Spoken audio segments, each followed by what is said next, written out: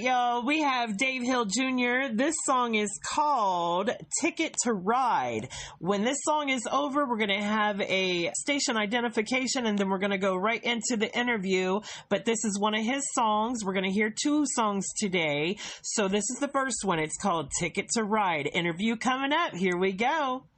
You gave me a ticket to ride, but I think that I missed it this time. There's a war going on inside.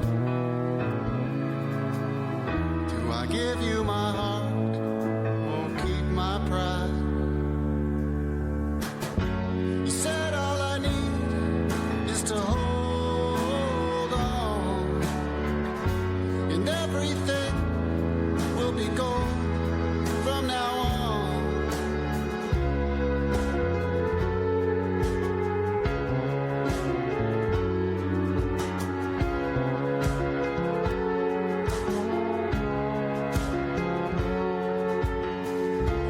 Heaven's where the heart is, so I know. Heaven's where the heart is, so I know. I looked in the mirror and found that nothing's the same this time around. I just want one favor tonight. Love without labor or spite.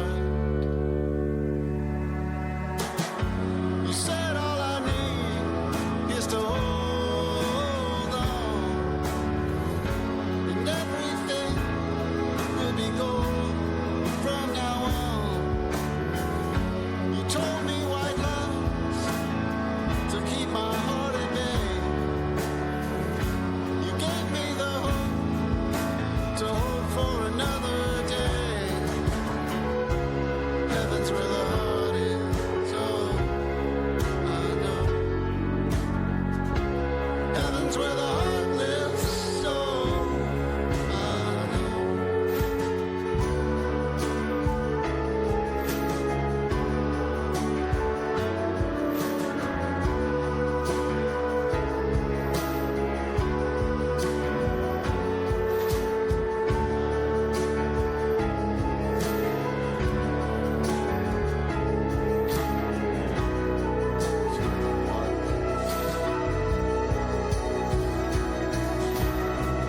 There's a beat in the rhythm, oh, of my pulse. I left some blood in heaven, you know, I know. It's flowing like a river that's forever lost. Will I get to heaven? And what will it cost? I'm just waiting for my heart to open up. I'm just waiting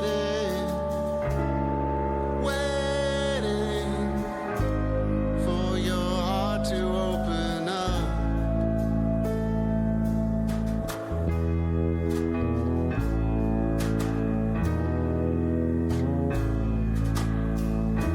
You gave me a ticket to ride,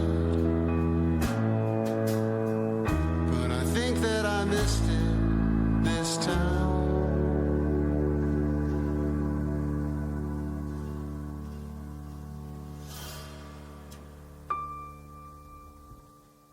All right, y'all. We have a special interview coming up right now, and I'm going to let him introduce himself. So, sweetie, what I want you to do right now is I want you to tell us who you are, where you're from, and what it is that you do. Yeah, thank you for having me. I'm Dave Hill Jr., and I live near Seattle. And I'm a drummer, first and foremost, who transformed into a singer-songwriter at the age of 50. And I've been writing music to help myself and also help others to just try and claim my place in the world and realize that music can heal and save us all. Hey, that's a wonderful positive attribute right there. Absolutely. So now, Mr. Hill, I know from looking at your profiles, because I kind of stalked it a little bit just to, get a little bit more information, but you are not only an independent artist, you do something much, much bigger. And I know that you are a writer. You have written a book, so you're a published author.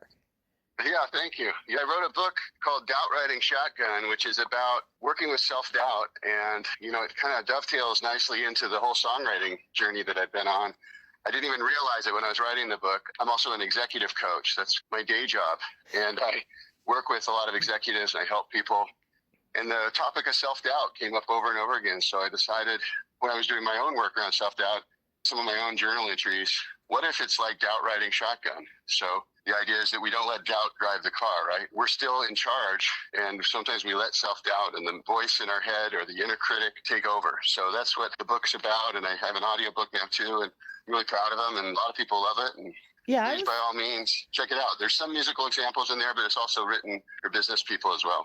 Okay, wonderful. Now, you said you're an executive coach. Is that kind of the same thing as a life coach as well? It's maybe a life coach for executives. It's kind of a way to think about it. But I used to work for Ableton, and I worked for Isotope. So two companies that are music technology companies.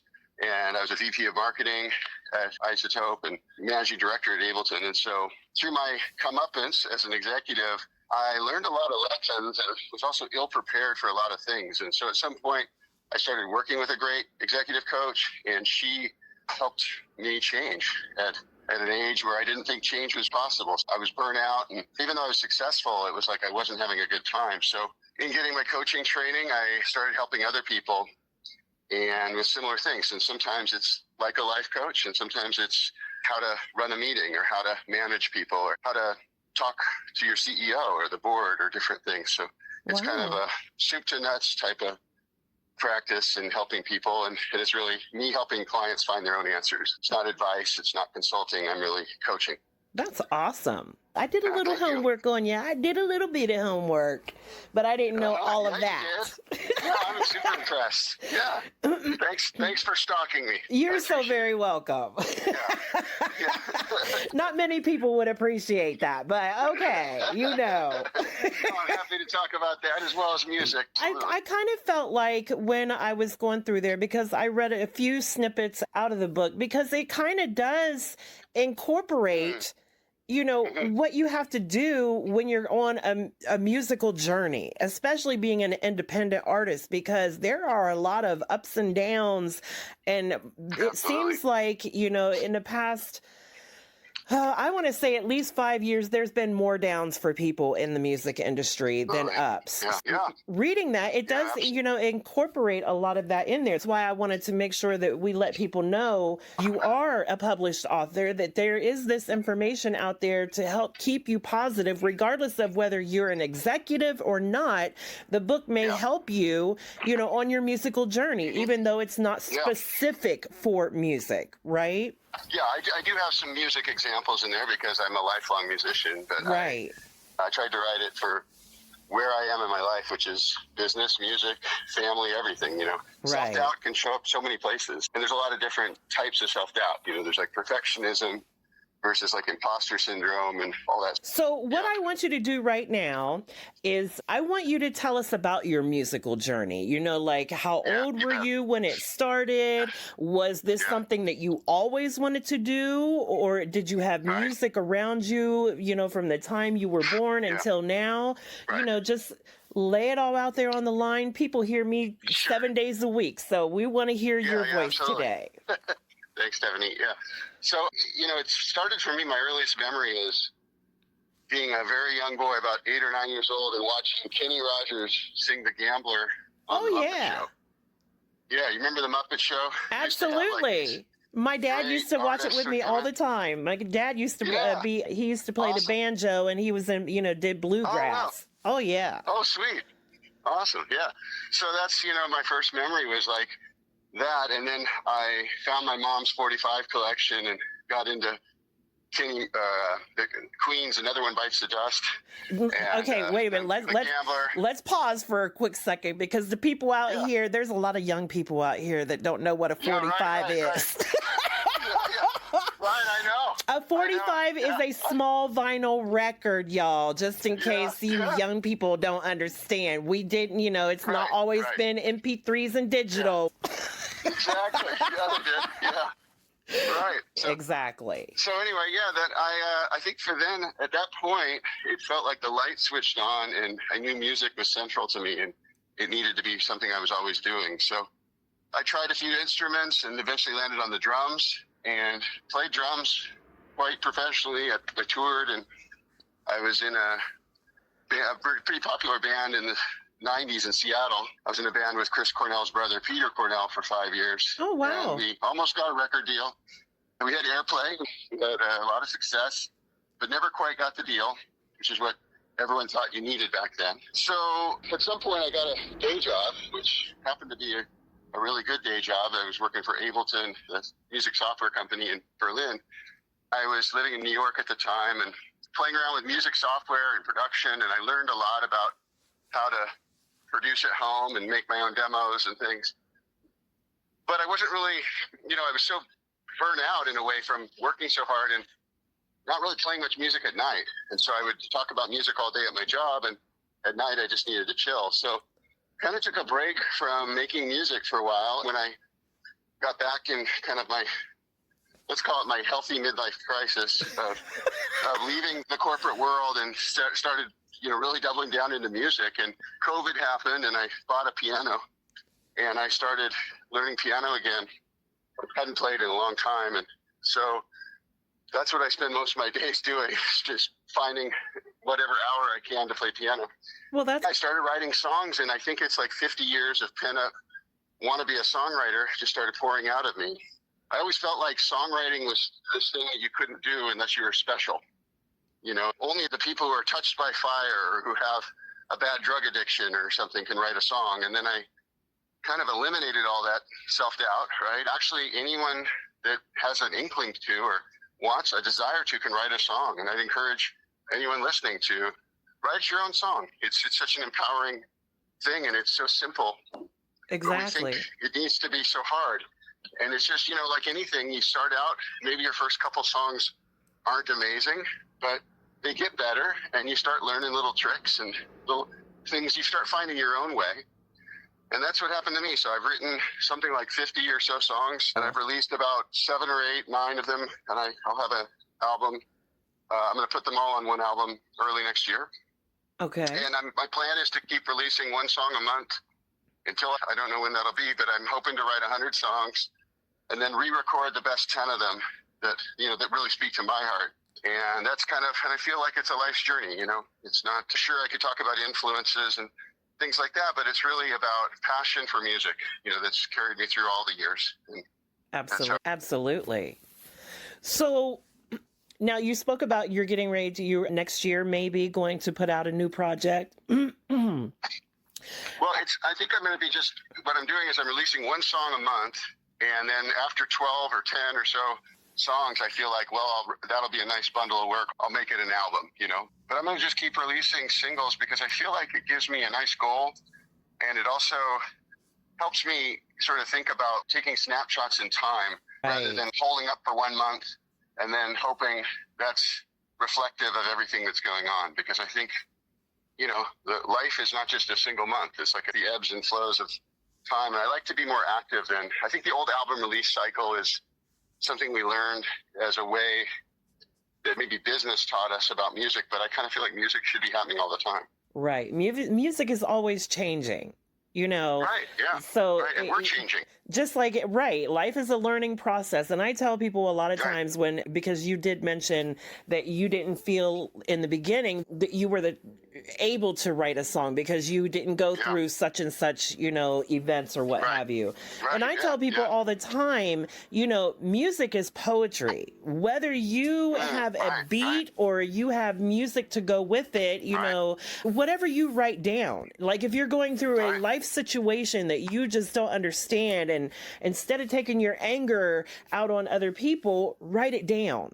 put it in a message. You know, because that's really what music is. It's a message to the world of something that you're experiencing in your everyday life. You know, so I told somebody that today. I was like, you know, all of this frustration that you're going through right now, just, you know, use your artistic process and sit down and write it out. I am old school, so I still use a pen and paper. But people have gotten to notes on their phone, you know, just typing it in. But I feel, and I tell them, sit down with a pen and paper.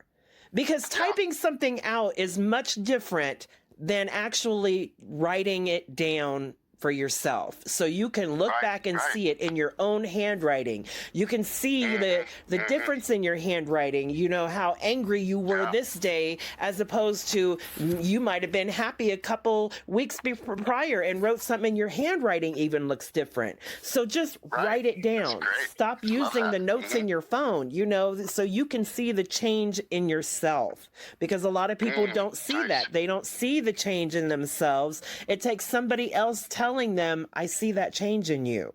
So you're a coach also, Stephanie. Well, I've just been through a whole lot of life experience.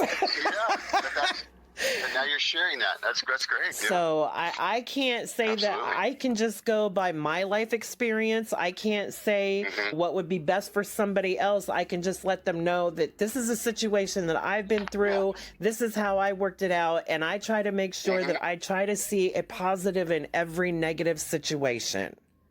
I try to find it.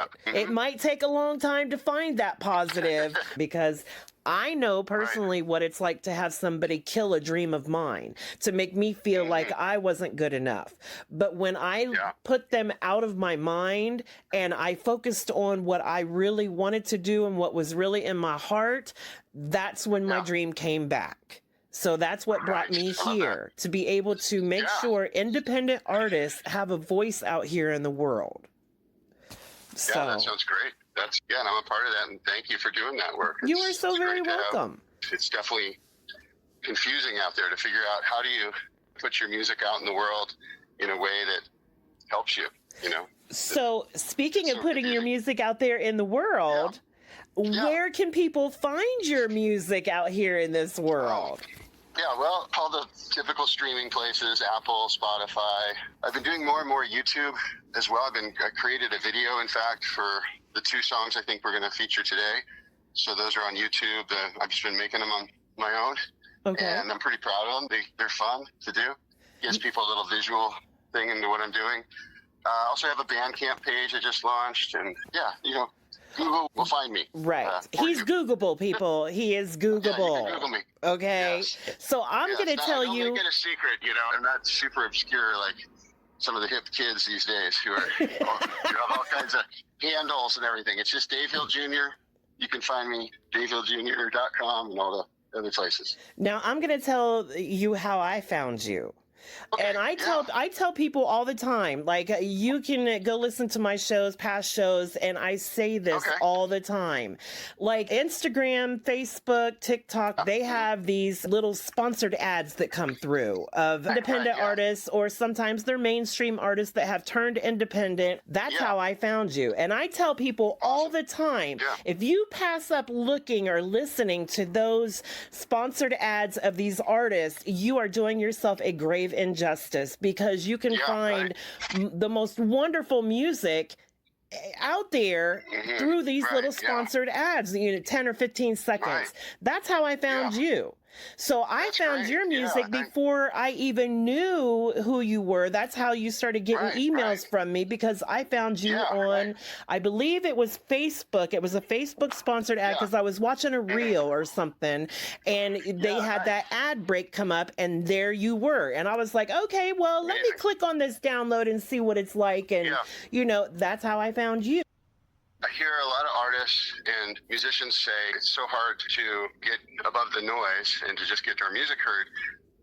But I don't love to give social media companies my money, but I will say it's pretty efficient. If you had a record deal, you would want your record company to be advertising you on these platforms.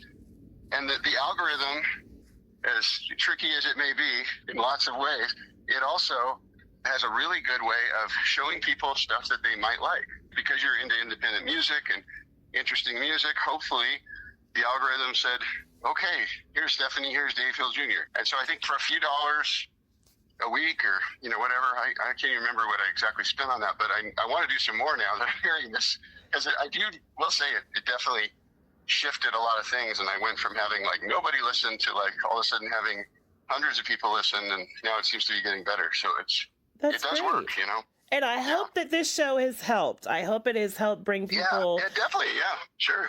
Because, like I said, I am not mainstream. I am not big out there, but a lot of independent artists know me from around the world. And my show doesn't focus on one genre, one city, one state.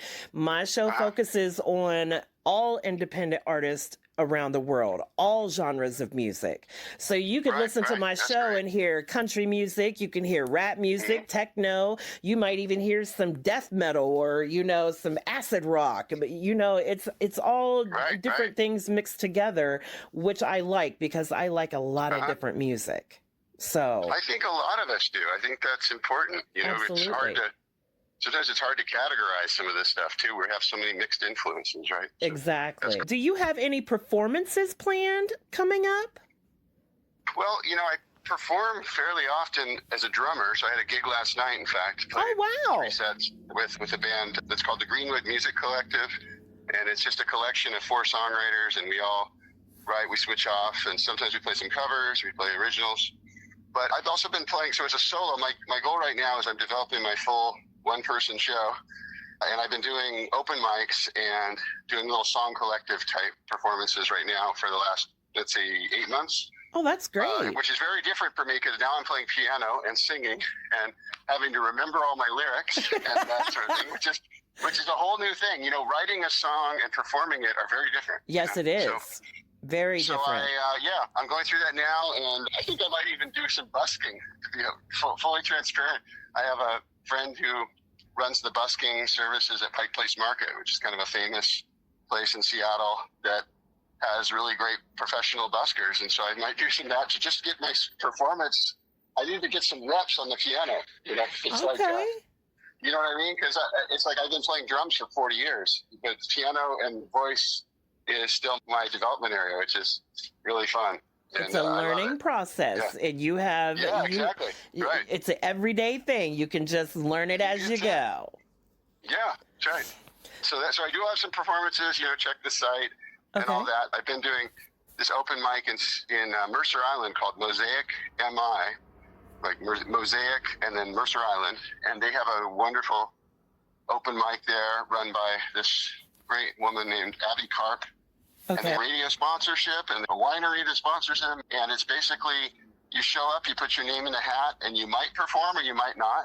But it's a great night either way. And so that's where I perform once a month. And then I met a radio DJ here who started spinning me on the local station, which has been really fun too. So, now, is that information available on your website, davehilljr.com? I think you could just look up Mosaic MI. And they have so if you're in the Seattle area, it's like the first Thursday of every month in Mercer Island, and it's a really cool gathering and really heartfelt and just lots of great songwriters that are all different. Okay. Now, I do want to let the audience know, because in my search, I know that you have a blog. You do a blog. Yeah, I do. And you also, I have a Substack as well. Right. And you also have a newsletter that people can sign up for at www.davehilljr.com.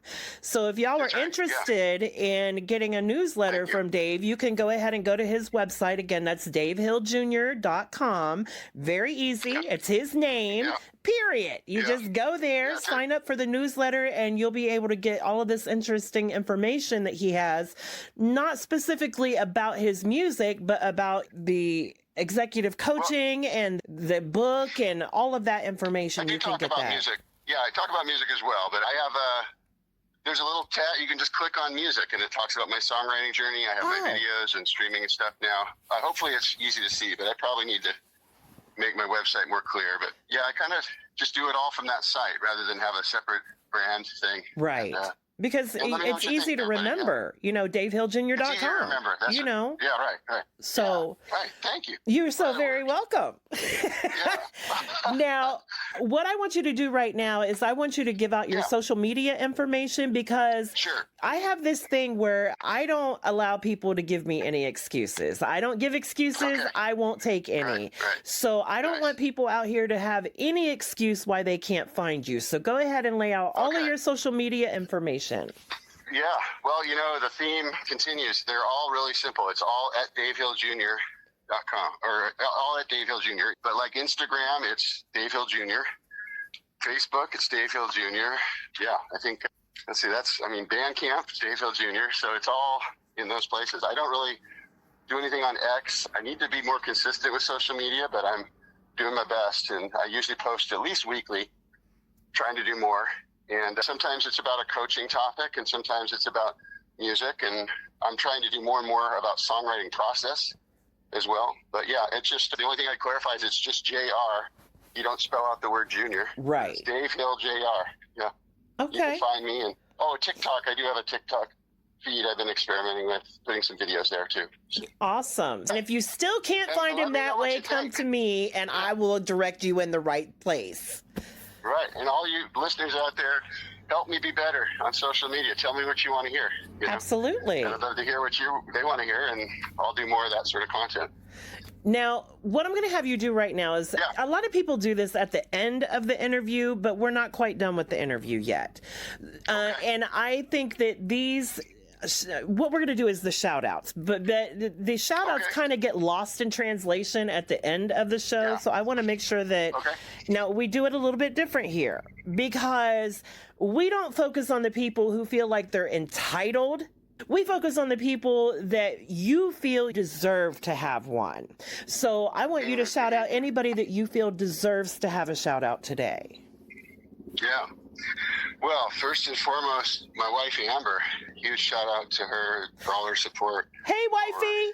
So many years. Yeah. We've been together like 25 years, and she's seen me in all of my iterations of music. And she's also a creative coach, so she does her thing too, has a podcast. And so we kind of live this world together. So her podcast is called The Literary Sipper. She's a writer and also a author of poetry, and helps a lot of people with that sort of work. Okay. Big shout out to her. And then another big shout out I'd say is Jonathan Plum, who is my high school friend, who I used to be in a hip hop group in high school. Okay. And when I was, like 15 and into like LL Cool J and the Beastie Boys and stuff. Oh, yeah. That's Anyway, the so first I thing used I to thought record- of when you said that, the Beastie Boys. Yeah, exactly. Yeah. Some white boys from the suburbs playing music. And we used to record in Jonathan's closet. Well, as the 90s happened, Jonathan happened to record this little band called Pearl Jam, Alice in Chains, Soundgarden, all these big bands. And he ended up buying the studio that a lot of these bands recorded at, called London Bridge. Wow. And I finally remembered this after living back in Seattle about 5 or 6 years. I went, I should call Jonathan and see if maybe he wants to record some of my music. So he's been amazing. And he also plays guitar and bass and sometimes has backup vocal ideas. And so he's been helping me shape some of my demos into fully formed productions. So you want to give him a huge shout out. And you can find him too on the web. London Bridge Studios, an amazing studio still in existence. They can still record to tape, although we're all digital with my stuff. Right. But yeah, you can check him out. And he's got 2 other partners that record all kinds of local Seattle stuff that's great. And national. I mean, they have Brandy Carlisle in there and stuff. It's like pretty crazy. Yeah. So those are a couple big shout outs. My friend Jack Quick, who helped me a lot with adding some guitar parts and different things on. I don't play guitar. It's kind of the one instrument I don't tackle. Don't have time for that. So he's great. And what a name, right? Jack Quick. Right. You won't find him on social media. He's off the grid, but he's a brother from another mother and a lovely dude. And then I'd say my piano teacher, Danny Kolke, is also on that list of shout out. He's a guy I went to college with, and he studied with this amazing blues and jazz piano player named Gene Harris. And Danny's been teaching me Gene Harris licks Hey. once or twice a month, and that's been awesome. And then Jen Ayers, her name's Jennifer Ayers, or Jen Ayers, and she is findable. She's an amazing artist, singer, songwriter, pianist in the Northwest. She's been doing some vocal coaching with me. So it takes a village, you know? Absolutely. It takes a village to help anyone, and I think make sure you ask for the help you need, because it's worth the risk to be vulnerable. Right. Don't be ashamed to ask for help. Everybody needs help Ask for sometime. help. That's Everybody right. needs help. Even Absolutely. coaches, even doctors need a doctor. Right? Absolutely. Right. So what I want you to do right now, because we are getting to the end of the interview, I do want you to give a positive message to the world. Yeah. Well, I think we touched on it earlier. It's really about this. Music is a magical technology that we don't fully understand, but it transforms us. The science, if you look into it, is pretty hard to dispute. We know that music has a positive influence on us, and it helps us. And making music or singing, performing music, even just in your living room. So I'd encourage everybody to play some music, listen to music deeply, get out your headphones, and get lost in music a little bit every day, and it'll help you be happier and more fulfilled. Thank you so much. That was wonderful. I love that. I'm going to have to splice that out and put it in a voice bite on Instagram or something, because that's awesome. Please. That is an awesome way to think about things. So now y'all remember, you can find him at davehilljr.com. That's a JR, not junior spelled out. You can find all of his social medias at Dave Hill Jr., everything, Dave Hill Jr. Do I need to say it again? Dave Hill Jr., people. That's what you need to know. So he's got awesome music out there. Stephanie is a promo. Capital P. Well, that is Promo God. That is my nickname. So you can find him everywhere. And if you still can't find him, you can always come to me, because I know where he's at. I stalked him on social media. So there it is, people. I do want to thank you today. But before we get out of here, I do want you to introduce this next song and tell us a little bit about why you created it. And then we'll exit out. So tell us about Angry Eyes. Yeah, well, Angry Eyes was really like the culmination of a lot of things we've talked about in this interview. It was having a rough night with one of my sons, and I realized that anger was getting us nowhere. And so I went over to the piano and I just started playing, and eventually he went to his room, and I just said to myself, I'm going to transmute all this negativity and this frustration into something beautiful. And I didn't know if it would be a song or even just a piece of piano music, but I just started singing along, and those words pretty much flowed out of me as they are. I think I changed a few things maybe as the months went on, and I kept playing the song and coming back to it. And it's been a song that many people like as their favorite of my early releases. So I hope everyone loves it and gets the message that, you know, even if we're angry, it's because we care and because we love each other. So here we go, y'all. This is Angry Eyes by Dave Hill Jr.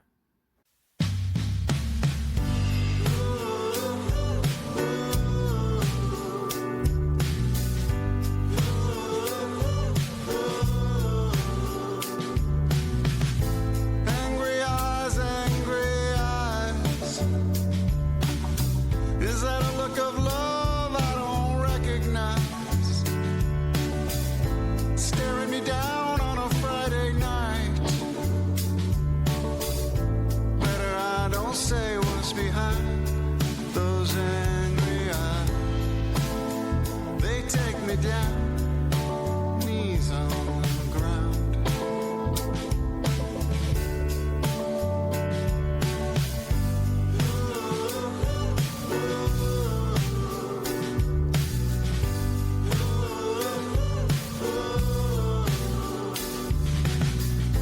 Angry eyes,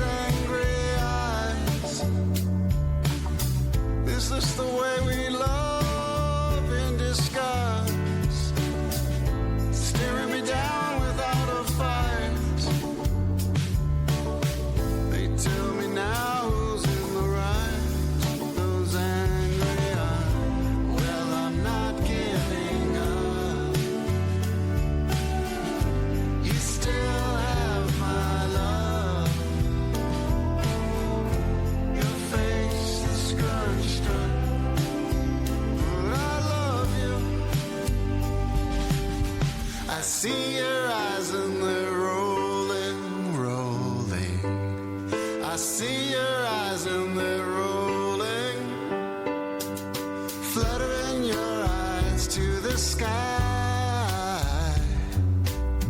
Point 'em at me, hoping I would die.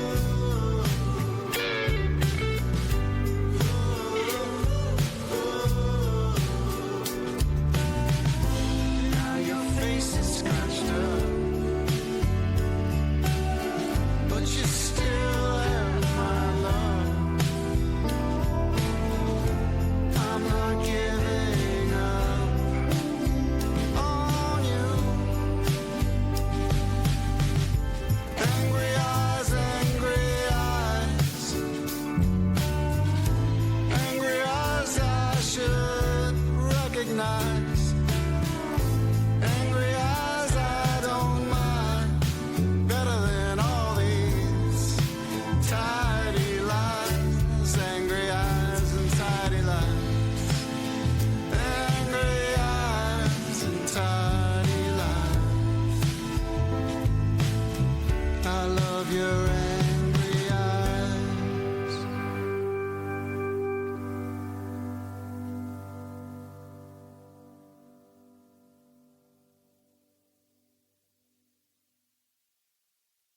Again, shout out to Dave Hill Jr. for that fabulous interview. Again, you can find him on all digital platforms, and his website, Dave Hill Jr. That's with a JR, not Junior spelled out, davehilljr.com. Get all of his information. Go get his book. If you're an executive and you need a life coach, go get him for that. Just check him out. Dave Hill Jr. Go get it.